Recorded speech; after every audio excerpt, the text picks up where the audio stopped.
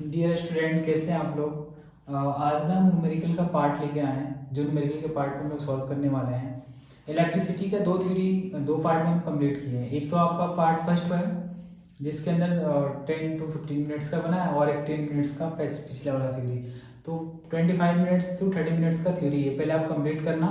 उसके बाद कहाँ हो गया न्यूमेरिकल के ऊपर। देखो, साइंस के अंदर ना एग्जैक्ट कोई नहीं बता सकता कि सीबीएसई के अंदर यही क्वेश्चन आएंगे। हाँ, उसके जैसा आएगा इसकी गारंटी है। तो हम ना मतलब 5 क्वेश्चन करवाएंगे, जो पूरा आपका रिवीजन भी होगा। और साइंस पूरा किससे चलता है, कंसेप्ट के ऊपर। काफ़ी अच्छा भी लगेगा, इजीली आप सॉल्व कर पाओगे। बस एक कंडीशन है कि आपको थ्योरी बिल्कुल 100% क्लियर होना चाहिए। पिछले वाले थ्योरी जो 2 लेक्चर में हम डाल रखे हैं उसको आप प्लीज़ एक बार जाकर देख लो। 15-20 मिनट तो ऐसे आप कहीं भी टाइम वेस्ट कर देते हो। अगर 15-20 मिनट का आप यूटिलाइज करोगे ना तो न्यूमेरिकल सारे बन जाएंगे। देखो, इसके अंदर क्वेश्चन बोल रहा है कि 100 joule of heat is produce each second in a 4 ohm resistance, find the potential difference across the resistor. अब देखो, पहले ना जहां भी हीट वगैरह की बात आ जाए तो हीट का हम 4-5 फॉर्मूले आपको बहुत अच्छे से लिखवा रखे हैं। एक लाइन में आप भी याद करो, हीट बोलो चाहे एनर्जी बोलो एक ही बात है। एक तो फॉर्मूला था वी क्यू, एक फॉर्मूला था वी आई टी। ये बहुत ज्यादा इंपॉर्टेंट फॉर्मूला है सारे चारों। और इसको ना पेपर में भी आपको ऐसे ही लिखना है कि आपको याद भी रहे, आप बता सको कौन सा यहाँ फॉर्मूला लगना है। एक होगा आपका आई स्क्वायर आर टी, और एक होगा H equal to V square upon R into T. बहुत ज्यादा इंपॉर्टेंट फॉर्मूला। एक लाइन में किसे कैसे याद रखोगे, V Q V I T I square R T. I square होगा तो आर मल्टीप्लाई में होगा, और वी स्क्वायर जब होगा तो आर डिवाइड में होगा। बस ये आपको ध्यान रखना है। इन सब की यूनिट सबको पता है ना, जूल इसकी यूनिट होती है हीट की, चाहे वर्क बोल लो किसी का भी। तो इसमें ना हम लोग देखते हैं डाटा पहले क्या दिया है। पहले आपको काम करना है, डाटा लिखना है। 4 ओम दे रखा है, क्वेश्चन करने का तरीका आपको सिखा रहा है। 4 ओम दिया है, फिर उसके बाद से ना आपको पोटेंशियल दे रखा है, पूछ रहा है पोटेंशियल पूछ रहा है। और आपको ना हीट दे रखा है, हीट का मतलब है एच। एच आपको दे रखा है 100 जूल। जो दिया है पहले आपको उसको लिखना है अच्छे तरीके से। ईच सेकेंड मतलब आपको टाइम की वैल्यू भी दे रखा है, कितना 1 सेकेंड। तो पहले आपको देखना है कि अब पूछा क्या है आपसे, पहला चीज तो पूछ लिया है कि पोटेंशियल निकालना है अक्रॉस द रेजिस्टर, और 4 ओम रेजिस्टेंस के अक्रॉस निकालना है आपको।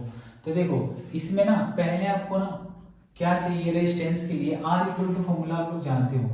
आर इक्वल टू फॉर्मूला क्या होता है, या V इक्वल टू क्या होता है फॉर्मूला, I इंटू आर। तो सबसे पहला काम है ना, आपको I चाहिए हर हाल में, I इंटू आर लगाने के लिए। तो हम क्या करेंगे, I हमें निकालना है। तो देखो, आपको डाटा क्या क्या दिया है, R दिया है, H दिया है, T दिया है। R H T ये वाला है, और I चाहिए। तो आपको फॉर्मूला क्लियर होगा। तो इसलिए बता रहा था ना, सबसे ज्यादा बेनिफिट आपको तब होगा जब फॉर्मूला आप एक जगह लिखोगे बहुत अच्छे से। चलो, यहाँ से हम निकाल रहे हैं I। तो I निकालेंगे कैसे, आई इक्वल टू जब निकालेंगे ना तो इसके ऊपर ना इधर साइड आकर रूट लगेगा। अब देखो, पहले फॉर्मूला लिख रहे हैं H equal to I square R T. I निकालो तो आई स्क्वायर जब इधर जाएगा तो रूट लगेगा, ये सब कहाँ जाएंगे डिवाइड में, यानी ये हो जाएगा H upon R T equal to क्या हो जाएगा, आई का स्क्वायर। मतलब आई स्क्वायर हट जाएगा, रूट इस पे लग गया। एच की जगह आप क्या लिखोगे 100, आर की जगह आप लिखोगे 4 इंटू टाइम की जगह 1 रूट लगा दोगे इक्वल टू आई। 100 के रूट सबको पता होगा, 10 10 जा 100 होता है, 10 आ जाएगा। और 4 का जो रूट होता है वो होता है 2, तो ये कट के आ जाएगा 5 एम्पियर। कितनी आ गई, 5 एम्पियर आई की वैल्यू आ गई। अब हम क्या करेंगे, एक लाइन में सॉल्व कर सकते हैं। कैसे, आई की जगह रख देंगे 5, और आर किसका बोला है 4 ओम का ना, तो 5 4 से कितना हो जाएगा 20 वोल्ट। सबसे ज्यादा इंपॉर्टेंट क्वेश्चन, और ये ना पेपर में इसके ऊपर आए दिन बहुत ज्यादा इसके ऊपर क्वेश्चन पूछे गए। ठीक है, अगला देखो, एक आपका ना ओम्स का जो लॉ पढ़ाए थे ना, उसके बाद इफेक्ट ऑफ रेजिस्टेंस वगैरह देखे थे। उसके अंदर एक न्यूमेरिकल पूछता है बार बार, ये हर साल पेपर में आपको छप के आ रहा है सीबीएसई बोर्ड में। कैसे बोल रहा है कि wire of given material having length L आपको दे रखा है, और क्रॉस सेक्शन एरिया ए दे रखा है, और इसका रेजिस्टेंस कर रहा है 4 ओम है। तो पहला देखो, ये जहां भी एरिया की बात आ जाए, लेंथ की बात आ जाए, तो उसके लिए फॉर्मूला क्या होता है, R equal to rho L by A. इस फॉर्मूले को भी आपको बहुत अच्छे से ध्यान रखना है, R equal to rho L by A. आप यकीन नहीं मानोगे ना, जो सीबीएसई का पेपर होगा ना, तो आप देखना इसमें न्यूमेरिकल ना 2-3 जरूर दिख जाएंगे। इसके जैसा एकदम बिल्कुल दिखना 100% है, इसकी तो गारंटी है। R equal to rho L by A लिख दिए, हमें आर की जगह कितना दिया था 4 ओम, तो आर की जगह हम 4 ओम रख देंगे। रो एल जैसे बोल रहा था, रो जो है आपका रेजिस्टिविटी है, मटेरियल किस चीज की बनी होती है उसको रेजिस्टिविटी बोलते हैं। एल जो होगा आपका लेंथ हो गया, और ए क्या होगा, एरिया ऑफ वायर। ये लिख दिए। फिर क्या कहेगा आगे देखो, ऐसे ही आपको भी लिखना है। ये आपका इक्वेशन फर्स्ट हो जाएगा। आगे आपका what would be the resistance of another, दूसरे का पूछ रहा है रेजिस्टेंस, तो आर न्यू हम यहाँ पे लिख दे रहे हैं, नया मान ले रहे हैं उसको, नया resistance of wire same material की बनी हुई है। कह रहा है इसके लेंथ को आप डबल करो, नहीं लेंथ को हाफ करो, तो रो एल की जगह हम क्या करेंगे, एल बाई 2। एरिया, एरिया को कह रहा है 2 गुना करो। अगर एरिया 2 गुना नहीं भी बोलता ना तो आपको करना पड़ता, पता है क्यों? क्योंकि इसमें लेंथ को हाफ करने के लिए बोल रहा है ना। तो देखो ये अगर मार्कर है ना, तो इसको भी अगर हम हाफ करें ना इससे दबा के, तो इसकी जो मोटाई है ना वो बदल जाएगी वायर की। हाफ कर दिया तो लेंथ अपने आप डबल हो जाता है। अब देखो इसमें क्या क्या कटने वाले हैं, इन दोनों इक्वेशन को करना पड़ेगा आपको डिवाइड एक ही साथ। तो देखो इसमें से रो का रो कट जाएगा क्योंकि सेम मटेरियल का बना हुआ है, एल से एल आपका कट जाएगा। ये वाला जो 2 है ना ये यहाँ पे रहेगा, और ये वाला 2 जो है ना यहाँ पे मल्टीप्लाई हो जाएगा, एरिया से एरिया भी कटेगा। तो आप एक बार ध्यान देना, सॉल्व करने में बच्चे बहुत गलतियां करते हैं। इधर साइड क्या बचा है 4 हम लिख दिए, इधर साइड बचा है आर न्यू, यहाँ पे आपका कुछ नहीं बचा है, ऊपर में 1 बचा है बाई 1, और नीचे साइड में देखो ये तो यहाँ पे चला गया नीचे वाले के पास, तो यहाँ बच गया 1। ये वाला चीज जो है ना इसके पास क्या है 2, तो 2 2 से कितना हो रहा है 4। अब क्या करोगे आप, जब आर न्यू निकालोगे ना तो ये क्रॉस मल्टीप्लाई हो जाएगा, ये सबसे ऊपर चला जाएगा, ठीक है। तो देखो 4 बाई हो गया आपका R new equal to 4 by 1। जब आर न्यू निकाला जाएगा ना तो ये जो है यहाँ एक्सचेंज हो जाएगा, और ये 4 यहाँ आ जाएगा, 4 बाई 4 कट के आ जाएगा 1 ओम। बहुत इजीली सॉल्व कर लिए, कोई ज़्यादा दिमाग नहीं लगाना पड़ा, ज़्यादा टाइम नहीं लगाना पड़ा। तो हम चाहते हैं ना कि आप बिल्कुल ना अच्छे एकदम बिल्कुल जुनून के साथ मेहनत करो। देखो क्योंकि जंग वही जीत के लेके जाता है ना जिसकी लास्ट तक में दम मतलब पूरी जुनून के साथ लगा रहता है। एक आपका क्वेश्चन और है जो हम करवाएंगे, ये आपका है रेफ्रिजरेटर के ऊपर। इसके भी क्वेश्चन आए दिन पेपर में बहुत बार पूछे गए यूनिट निकालने के लिए। जैसे आपसे ही पूछ लिया आपके घर में फैन यूज हो रहा है, एसी यूज हो रहा है, सबकी यूनिट कैलकुलेट करो।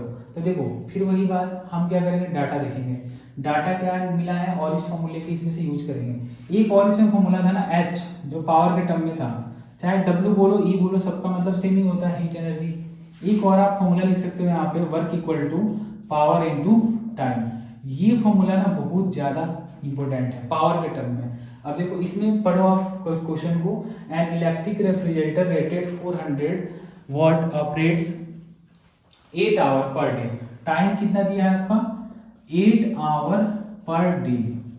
क्लियर ना, पहले आपको डाटा लिखना होता है तभी आप डिसाइड कर पाओगे ना फॉर्मूला कौन सा लगना है। 8 आवर और 400 वॉट, मतलब पावर की वैल्यू आपकी दे रखी है 400 watt, 400 watt operates 8 hour per day. What is the cost of energy, कह रहा है आपसे एनर्जी कैलकुलेट करना है। तो फिर वही बात आ गई, एनर्जी बोलो चाहे वर्क बोलो मतलब सेम है, मीन्स सेम है, यानी वर्क का फॉर्मूला लगाएंगे कौन सा, P इंटू टी।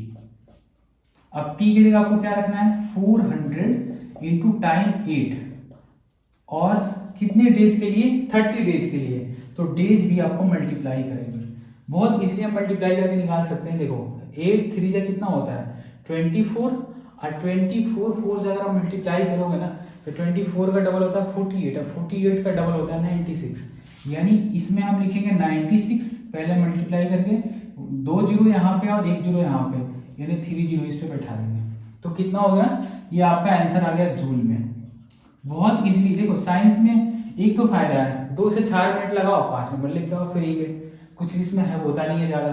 अब देखो आपका वर्क निकल गया, ये क्वेश्चन में बच्चों को इसमें बहुत दिक्कत होता है यूनिट निकालने में। अब एक बात कर रहे हैं, यूनिट जो होता है किस में चाहिए होता है, तो आप देख रहे हो पावर किस में था वॉट में, और ये क्या था आवर।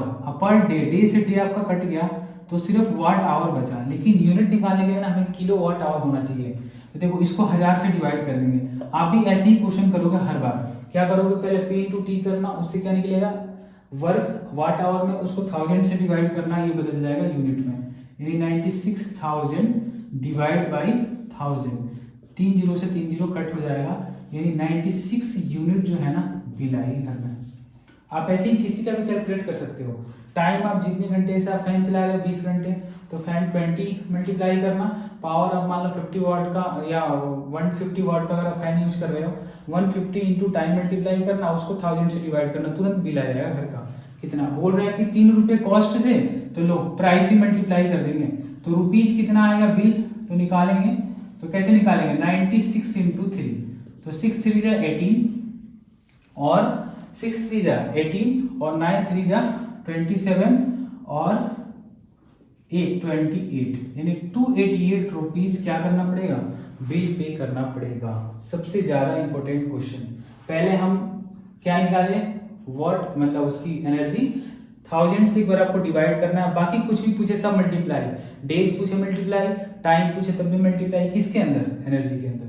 तो ये 3 क्वेश्चन हम लोग बहुत इजीली सॉल्व कर लिए।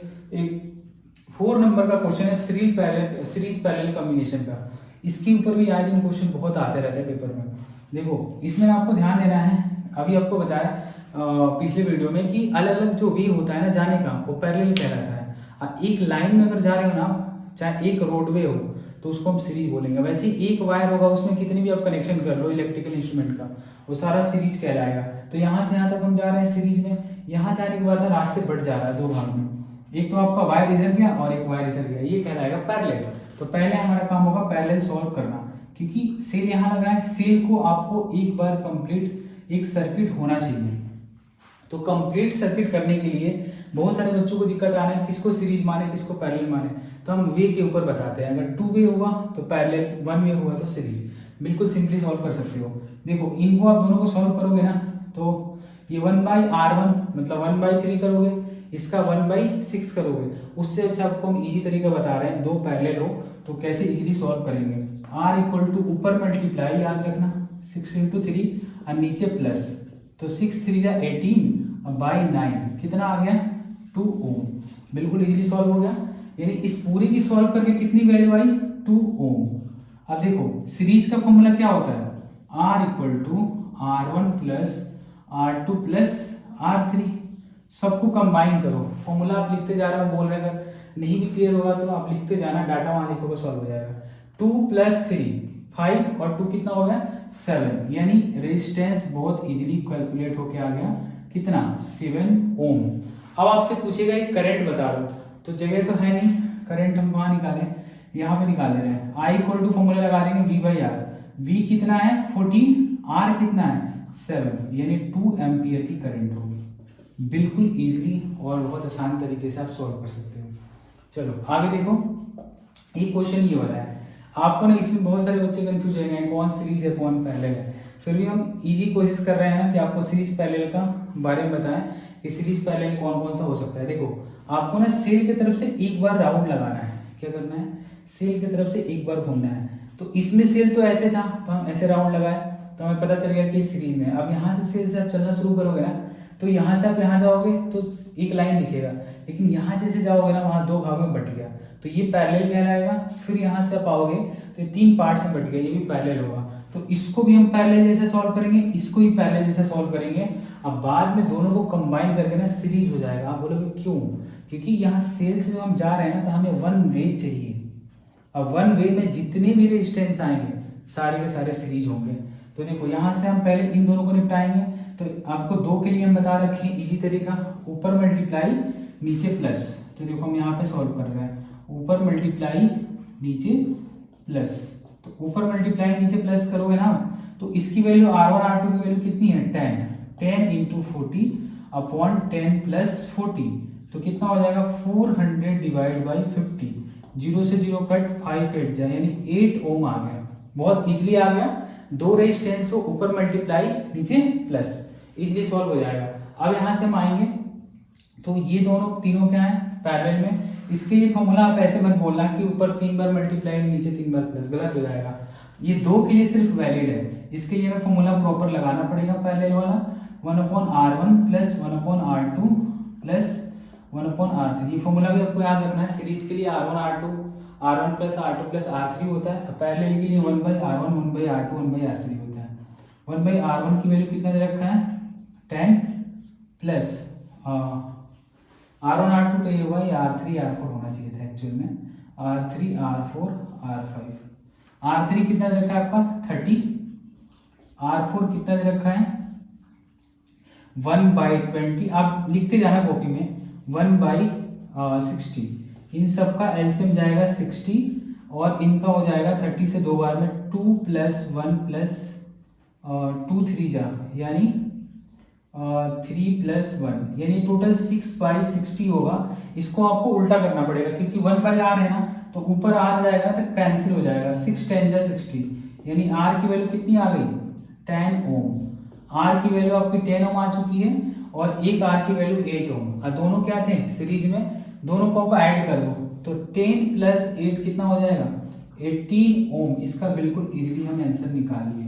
टोटल रेजिस्टेंस कितना हो गया 18 ओम।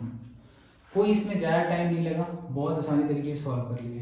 तो आपको फिर वही बात, अगर लग रहा है कि काफ़ी मेहनत हो रही है तो इसको कृपया आप क्या करें शेयर करें।